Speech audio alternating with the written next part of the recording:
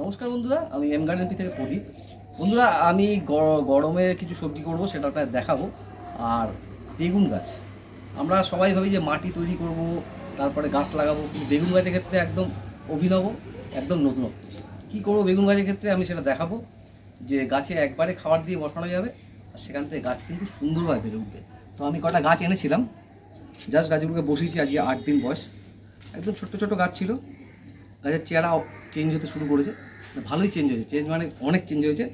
ফুলেরও দেখা মিলেছে। গাছগুলোকে আরও 7 থেকে 8 দিন রাখার পরে গাছগুলোকে আমি ফাইনাল পটিং করবো। এটা আছে 6 ইঞ্চি পটে, এরপরে আমি একটা 10 ইঞ্চি পটে দেবো। আর 10 ইঞ্চি পটে তো মাটি কিন্তু একইভাবে করবো, মাটিতে আলাদা কিছু না, একটু গোবর সার মেশাবেন। আর বাকিটা আমি ভিডিও করতে করতে বলছি। বলছিলাম যে মাত্র 8 দিন বয়স গাছগুলোর, গাছের চেহারা দেখুন, আমূল পরিবর্তন। এই গরমের ভিতর গাছ কিন্তু খুব সুন্দর করে বেড়ে উঠেছে। 8 দিন মাত্র 8 দিন বয়স। কী কী করছি আমি গাছগুলোর জন্য সেগুলো তো থাকবেই ভিডিওতে।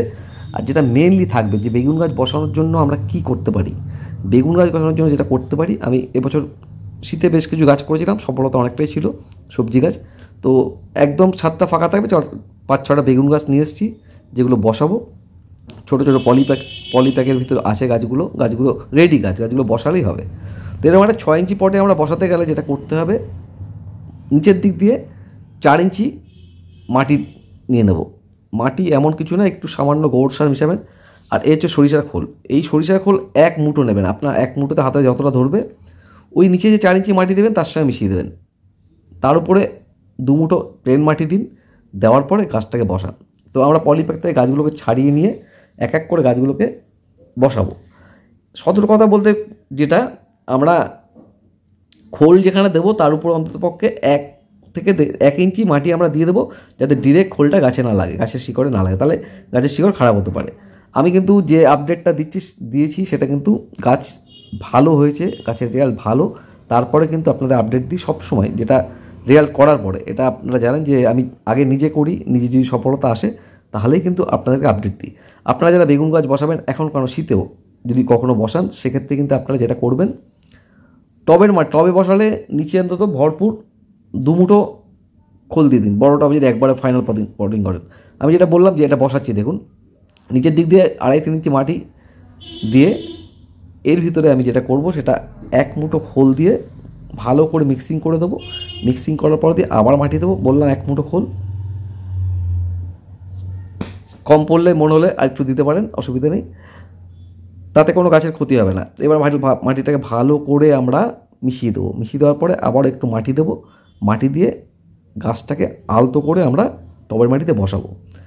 আপনাকে গাছ বসানোর পরে অন্ততপক্ষে 15 থেকে 20 দিন আপনাকে গাছে কোনো খাবার দিতে হবে। বললাম অল্প একটু মাটি সার মাটির উপরে দিয়ে দিলাম।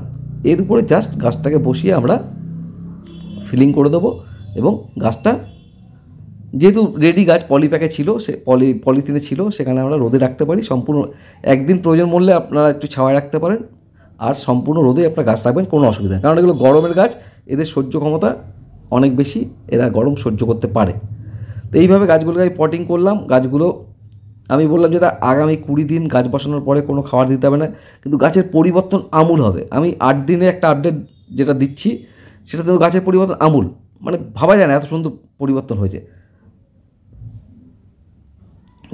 সম্পূর্ণ জল দিয়ে আমরা যেরকম গাছগুলোকে বসিয়ে রেখেছি, গাছ কিন্তু 5-6 দিন টাইম নেবে। গাছ যখনই শিকড় ছাড়তে শুরু করবে, টবের মাটিতে মজুদ খাবার কিন্তু গাছ পাবে, এবং গাছের পরিবর্তন ধীরে ধীরে হবে।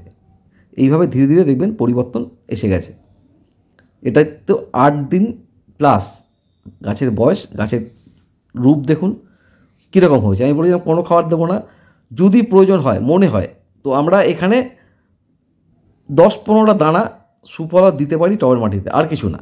পরে সেটা মানে গাছ বসানোর 5 দিন পরেও দিতে পারেন।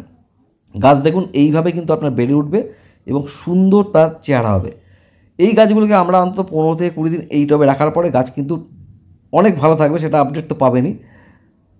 আমরা একটা বড় পটে দেবো, যেখানে গাছটা বেড়ে উঠবে আরও ভালোভাবে।